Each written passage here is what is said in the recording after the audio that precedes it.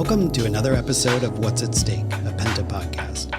I'm your host, Bryan DeAngelis, and I'm here today with two of my colleagues, Meghan Pennington, a partner here at Penta, and a familiar voice for all of our audience, Ylan Moy, our managing director and the host of the Macrocast. Meghan, Ylan, thanks for joining us. Hey, Bryan. So good to be here. Ylan, I'm so excited to be here with you. It's my first time. I know, and we're all here in person together. Yes. Very exciting. I love in-studio recording. It's so fun. We're going to jump into all the noise of Washington this week. Talk about the debt ceiling. So Speaker McCarthy is currently, I think, working his bill through the Rules Committee as we record this, and maybe a vote by the time we're publishing this, maybe not, but a lot going on right now with the debt ceiling. Big push by McCarthy to get back at that negotiating table with Biden. And this is the first real test for McCarthy. He's got, to win over some big factions in his caucus. I love how he called it the other day, the five families of the Republican caucus. Nice Godfather reference, but there's a lot of conflicting views over there. And, once again, we're in midnight negotiations. This is reminding us a little bit of the speaker vote. And I do think this is probably the beginning of maybe a rough couple of weeks in Washington. So big test for McCarthy, which will quickly become a big test for Biden. And for the rest of us, it's a pretty nerve-wracking experience once again as our economy just gets to sit in the middle of this kind of debate. So let's jump into it. Meghan, I'll start with you. What are you kind of hearing on the Hill? What are you seeing from McCarthy and them? So I think you said it right. It is a remix of the speaker vote, right? Now, let's also think about this. I mean, the debt ceiling fight is one that we've seen play out so many times. It is a predictable deadline. We hit every so often, and it is something that each party uses to make demands. And right now we are seeing the 2023 version of this fight, and nuances emerge. You have a Speaker of the House that had a really hard time getting elected as Speaker of the House. You have a president who's just announced his reelection, and his party seems to be in lockstep on a clean race. It seems like all Democrats. They're not going to help out Republicans. Yeah, I mean, it's there's not a negotiation. I make the joke that Democrats really struggle because they'd rather fight with each other than fight with the other party. On this, Democrats are aligned. So now it becomes, I think, for Democrats, a watch and wait, and they're going to let all of this drama play out. And I think they might enjoy it being dramatic. I mean, let's see where it all cracks. Let's see where the drama is. Can McCarthy get his most conservative members in line? Can he have a unified party behind one thing? Now, I think we even saw last night making changes late into the night, right? So we're going to have to Burning the midnight oil. Right, exactly. So we're going to have to see what moves. I think that this is going to be weeks and months long. I expect that there isn't going to be a break, or you're not going to see either side kind of cave from their position and really until I guess I'm interested in what you say, Ylan, until the markets or the financial markets tell us there has to be a break. And only then will we probably see a resolution. Yeah, and part of the challenge there, though, is that what people don't understand about the debt limit is that there is not a specific deadline that we can point to and say it is going to be June 17th, guys. That's it. No, the debt limit is a moving target, and so it could happen as early as June that the government runs out of money. It could be June 1st. It could be August 23rd. Right? Mm-hmm. We don't exactly know, and I think that is really hard for Washington to digest, because what we've seen in the speaker vote, as you guys were talking about, and what we saw just in the past 24 hours is that the process of negotiation takes time, and it's very, very fungible. And so far, what McCarthy has shown is that every deal that he tries to negotiate just drags out to the bitter end, right? So in a crisis environment, when you could be running up against the debt limit in 24, 36, 48 hours, you don't even know, that increases the risk that Congress doesn't get it done in time, right? That these they think they have the time, they draw out the process, everyone needs to have a say, his margins are really thin, and then oops, wait, we can't pay our bills. And that is, I think, the risk that the market is starting to price in right now. Yeah, it's a really good point. I mean, Congress doesn't do anything until the deadline arrives. And so even now, I mean, I think we're all in agreement. This is probably the start of several weeks of fights. And it took McCarthy to actually put paper on the floor and start moving it to figure out in his own caucus where there are some cracks and where there's some moves. It's unclear whether he's even going to pass this. And that's a huge question that we'll face over the next couple of weeks. And to Meghan's point, no one's coming to bail him out on the Democratic side. I don't think so. I don't know why they would. I'd be interested to know if you guys think there's anything that makes Democrats cave. As I think about it, as I think about Democrats' position in the Senate, obviously there's a Feinstein issue, which we can't ignore, but I just don't see it. I see a president thinking about his reelection campaign and how he's going to articulate his value to this country. Much of it, I think he is going to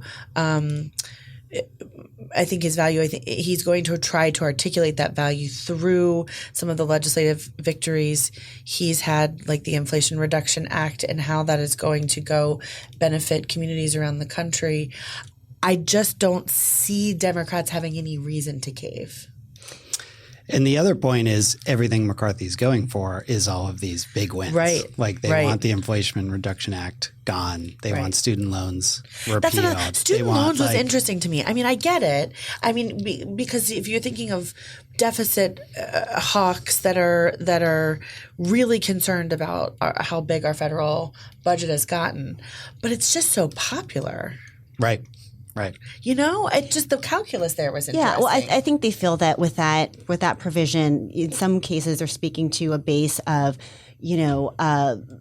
non-college educated voters who feel like, well, that's totally unfair that someone who went to college and got into debt gets the benefit of having all of that wiped out when I don't get a benefit that's similar to that.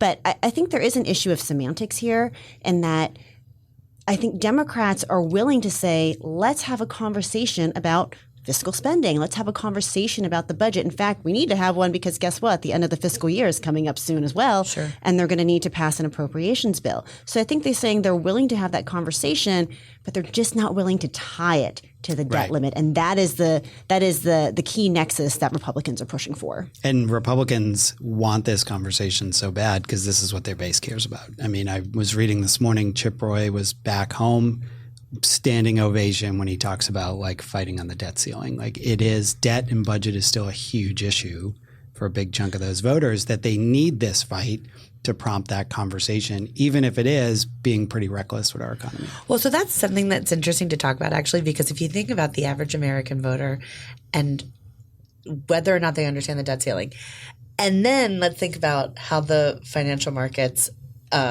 think about and understand the debt ceiling. It's a totally dichotomy, right? Yeah. And we have seen for years, decades, maybe even the line of, well, when you spend too much and you hit your credit card spending limit, you have to stop buying things, and so should the American government. And that plays. I mean, that it does, really plays with people. But we know that is an unsophisticated, ridiculous way to describe the federal debt limit. That's what I was just going to say. Everyone loves that credit card analogy, but you've already spent the money. Right. It's ridiculous. It's kind of, you got to just pay your bill. The Democrats should go so hard on, but if you have an electric bill, you have to pay it. You don't just get to say no, thank you. Right. I don't know why. Again, come on, Democrats. But I don't know why there isn't a stronger foil to that line, but it really seems to play, and I don't think we're going to stop hearing it. Yeah, I think you're right. I want to jump back into the politics of it for a second, because we did see President Biden announce his reelection this week, and what really stuck out to me was his record was second. He started on the chaos and the juxtaposition between him and the party.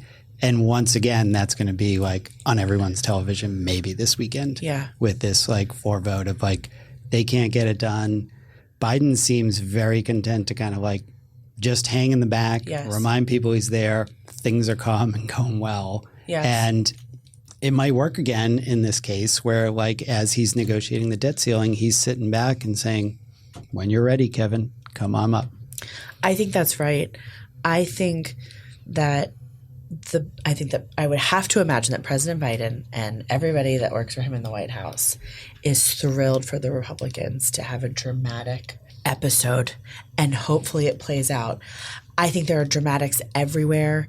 Donald Trump and his existence is dramatic.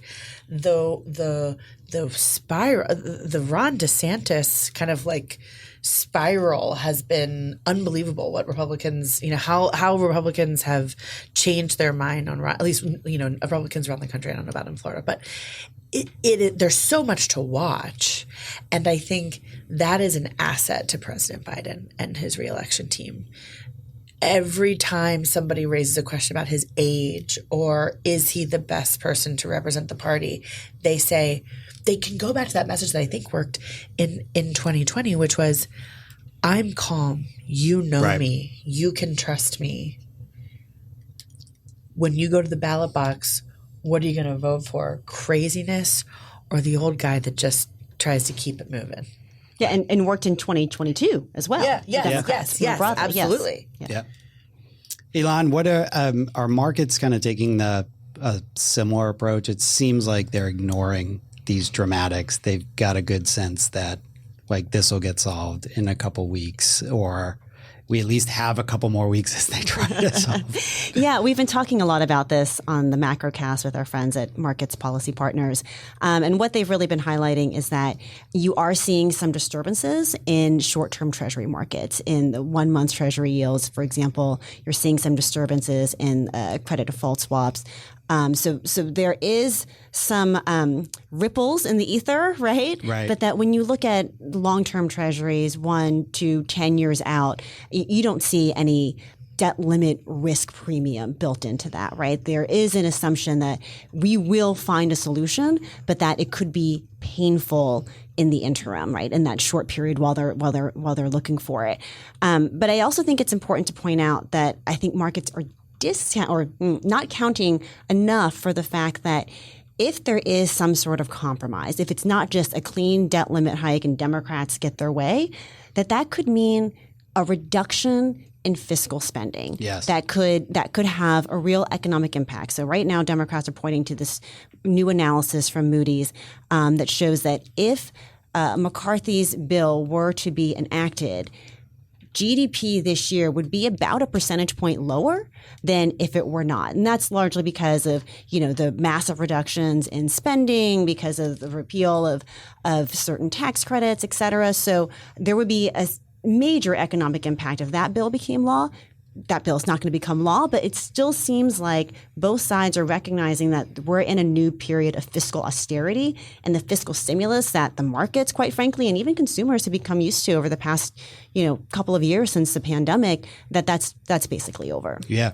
As we're in an environment of raising rates and probably staying at some pretty high rates for a while on the Federal Reserve side. Yeah, absolutely. I mean, the Fed's reaction to all this is going to be really interesting. The Fed's next meeting, I believe, is in early May. So before the expected debt limit crunch, do they continue to raise rates? Are they on hold as they see some of this political drama play out? I mean, I think that's all an open question. But certainly what happens with the debt limit will play into the Fed's calculus as well. Yeah. Let's take a quick break there. And I want to come back and talk a little bit about what companies can be doing in Washington right now, both around the debt ceiling, but even how they're advancing some of their other priorities with all this noise. Every 2 weeks, Penta measures U.S. adults' feelings and expectations toward the economy. The Civic Science Economic Sentiment Index, powered by Penta, accurately measures movements in overall national economic sentiment and provides a more sophisticated alternative to existing economic sentiment indices. To learn more, contact us at pentagroup.co. Welcome back to What's at Stake. Let's dive in a little bit to where companies are on this and how they're navigating Washington. But before we do that, I have one more question just around the debt ceiling. I would love your thoughts. Maybe, Ylan, I'll start with you. Like, what is Plan B? If McCarthy's plan doesn't work, or even some formulation of McCarthy's plan, because I don't think the current plan, I don't think anyone in Washington expects that to pass and that to be the kind of key negotiation, especially given it's all Biden's favorite things. What's Plan B, C? Hopefully we don't have to get to Plan D. Yeah, I know. I was just thinking as you were asking that maybe Plan B stands for break glass, yeah. Right? It's like, what's the emergency situation here? I think everyone's trying to figure that out. At the beginning of this process, when we could see this train wreck, starting, a lot of folks are talking about the potential for a discharge petition, as my friend Zach Mahler at Third Way called it, as the potential easy button, right? But unfortunately, a discharge petition, which would basically allow lawmakers to force a vote in the House on a clean debt ceiling increase. It's a very convoluted process, and we basically run out of time to do that. Right. So the discharge petition is basically out. Folks are floating ideas like the platinum coin that Treasury could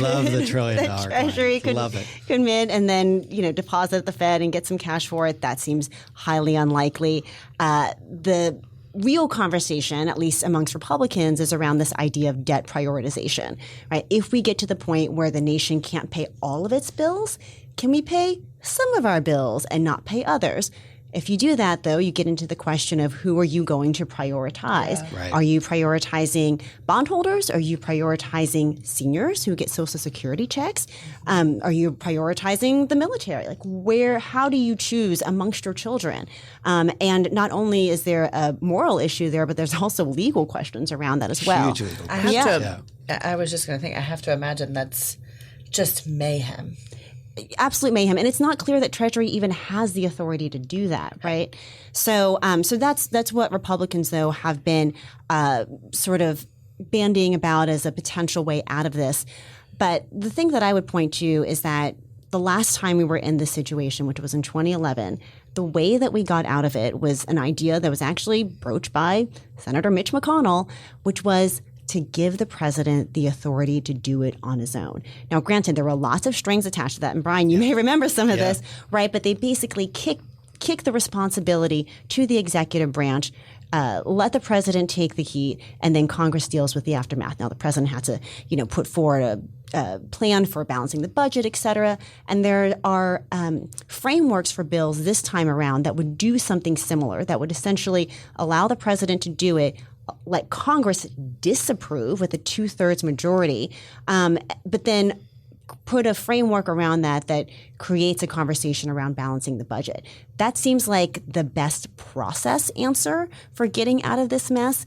But when it's the 11th hour and 59 minutes, lawmakers can come up with all sorts of creative ways to try to avoid a worst case scenario. Yeah, I think that's the most likely scenario in my mind.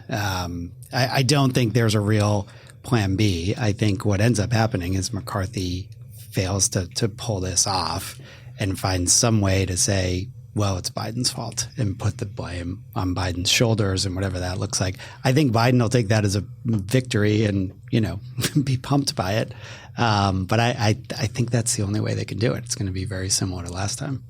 Yeah, the other idea that I've heard folks kick around is, could Republicans get behind raising the debt ceiling until the current day? And if you do that, that actually resets Treasury's ability to use extraordinary measures, and then that buys you an extra couple months. But all of those things, again, they're just like kicking the can down the road. They're not real solutions. Whereas, this idea for a new framework for dealing with the debt limit entirely, that could be a more permanent answer. Yeah. We could just get rid of the debt ceiling. Or we could just I think Democrats would be happy with that. There's a lot of folks who, support that. Let me shift gears a little bit. We obviously work with a lot of companies in Washington. They have a lot of priorities. They have a lot of interest around this debate because it'll impact the economy and their bottom line. I'm curious from both of you, but maybe Meghan, I'll start with you. What can companies be doing now to try to influence this debate or move it forward? And then let's get into how do they keep their other stuff going as well? So when we do our yearly study of policymakers in Washington, one of the things we see every year is that policymakers value and so appreciate corporations and organizations that come in, of course, to talk about their priority issues, but that look to drive consensus. Where can something get done? Where are there solutions? And it makes sense, right? You think about these guys and gals every day going into work. Of course, they are public servants, and we all know the noble reasons to go into politics. But then there's the business of politics, and they have to be talking to the media, walking in the hallways, back and forth to the floor, people asking questions. They need to have their talking points ready. They're like out doing battle. And then they come back to their offices and they're probably like, oh my gosh, can I take a load off? Let me sit down. What meeting do I have? And then when they have a meeting that comes in and they have a team that's like, okay, we want to talk to you about this and here's our priority and we really need your support on this. Also, something interesting that you could think about that maybe could get some bipartisan support, or here's one way we're compromising with some unlikely bedfellow on policy. Lawmakers really love it. Even if it is not the big ticket thing that they're going to go talk about on the road when they're home in their districts, or when they're doing a media interview, or when they're talking, at a panel in Washington. But they really look for it. It makes them feel like they have a partner in the discussion, rather than corporations and organizations just coming in and saying, "Hey, lawmaker, you need the solution. Yeah, you need to provide the solution." So I think that's a really, really important part of it. I also think that it's really smart for organizations that are engaging with federal policymakers to remember how crowded the conversation is. Right. And we are watching this in Washington. This is taking all of the air out of the room. But everything else has to keep on going, and businesses know that, because businesses are like, wait a second, it's important to me that the economy is functioning and that Washington can keep its you-know-what together. But also, I am facing workforce challenges. The economy is tightening, and I have to think about employees and how can I drive revenue and all of those things that a company has on its plate, and they know they have to keep moving forward regardless of the noise. Lawmakers know that as well. But it's difficult for them to put their attention in every place where it needs to be. So I think getting creative about how you engage lawmakers, of course, the meetings in person when they happen, those are like your tentpole moments. But how can you package up a policy priority in one-pagers that are going to the right staff, the people who are kind of tending the other fires while the big thing is taking all of the air out of the room. I think it's demanding more, frankly, from corporations and other organizations that are engaging with lawmakers. They have to be creative. It's not just about talking to the media and trying to send their message to lawmakers through the press.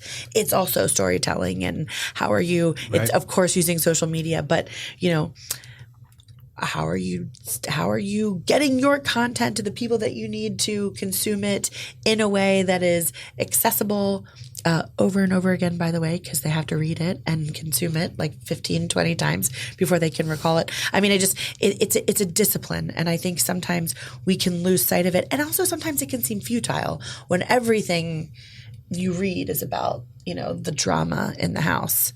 It can feel like, well, does this really matter? The answer is it does. Like the stuff that you're doing day in and day out really does matter.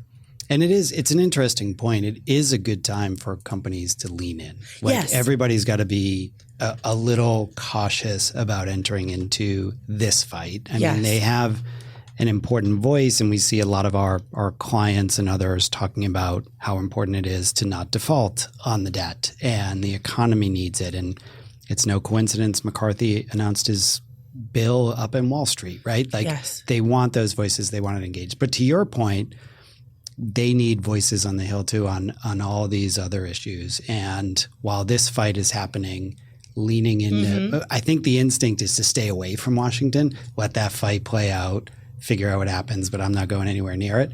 But leaning in on some of those other issues as Congress is active on this, pushing forward some of your priorities, I think it's a well-receptive audience during those times. Yeah, I mean, I think we know like there is going to be an important appropriations conversation which touches every domestic and international priority issue that any lawmaker thinks about. Right? Right. So it's those conversations.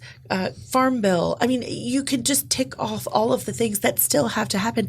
I also think lawmakers themselves get fatigue on these big things because they think, for sure, oh my gosh, I've talked this to death. I've said my talking points to everybody that I see. Can I please talk about something I care about? I mean, they all care about it. This is a really, really important issue. But they have other interests and policy priorities, and they're just like they're humans. Yeah, they got to go home and show their constituents they did more than just fight over the debt limit. Yes, right? They're going to have to go home with some other wins, and I think that's the opportunity for businesses. Absolutely. Yeah, and they'll be right back in, as we said earlier, budget fights in September. So lean in and get going for it.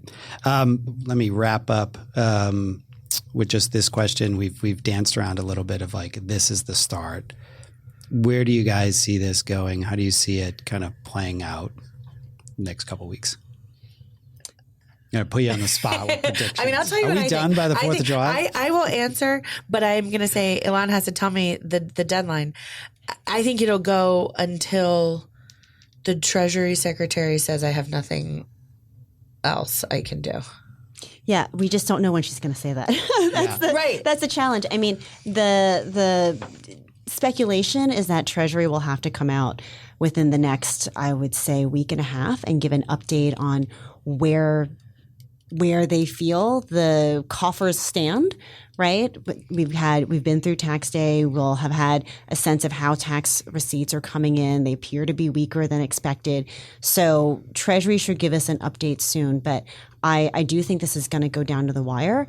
And I think I'll tell you my fear, and I'll tell you my hope. My fear is that, we're in an economy right now that is kind of teetering on, are we in recession or are we not in recession? So my fear is that this kind of chaotic negotiation out of Washington could be a thing that tips us over, even if just for a brief period of time. Yeah. That's my fear. My hope is that we have more time than the hawks are saying currently. And my other hope is that if Speaker McCarthy does get this bill through, whether or not you agree with the bill, at least it shows that there is now some cohesion and unity in the Republican Party, and that does set the stage for some type of discussion over where to go next. If you just see complete disarray, then that gets really scary really fast. Yeah. You gave us your hopes and fears. I'll end on one person I'm watching. We mentioned him once or twice, but I think at the end of the day, this comes down to Mitch McConnell and Joe Biden getting in a room, figuring out a little bit of that plan B we talked about earlier of like, how does this sit on Biden's shoulders? But I think Biden, especially with the campaign, has too much interest in branding, especially the House, as chaotic and MAGA, as he likes to call it. But I think McConnell will know how to talk to him. I think he'll have some self-interest around his own Senate races, and Biden will come out looking like the deal maker that he likes to look like. So we'll see. But Ylan, you'll be talking about this for sure a lot more on the Macrocast, and our audience can tune in there to get a week-by-week update. I'm sure we'll be back on this topic again at some point over the next few weeks. But Meghan, Ylan, thanks for joining this week. It was super helpful. Thanks. So fun to be here. Thanks for having me. For all our listeners, remember to like and subscribe wherever you get your podcasts, and follow us on Twitter at PentaGRP. I'm your host, Bryan DeAngelis. As always, thanks for listening to What's at Stake.